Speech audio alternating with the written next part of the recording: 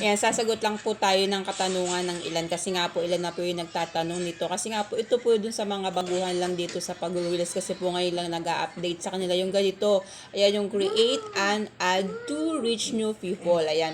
Sa atin po na matagal na nag-release dito, nag-update na po yan. Doon po sa mga baguhan na mga nagtatanong, ang ibig sabihin po niya para pong ipopromote nyo yung video nyo o yung profile nyo, yung mga upload nyo.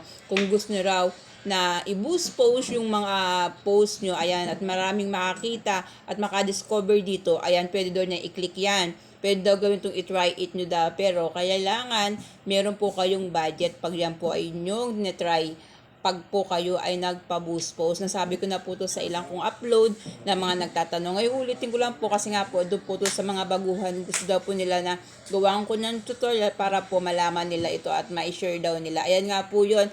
Kung gusto nyo yung profile nyo o yung video na maraming makakita, ayan po ibig sabihin yung boost post. Kaya kailangan nga lang meron po kayong budget. Kasi nga po pag kinilik nyo yung try it yan, yung makakita po kayo dyan price. Ayan, kung magkano at kung ilang tao makakita ng inyong mga ina-upload. Kaya doon naman po sa ayaw magbayad o magpa-boost post, huwag nyo na lang pong pangsinin yan.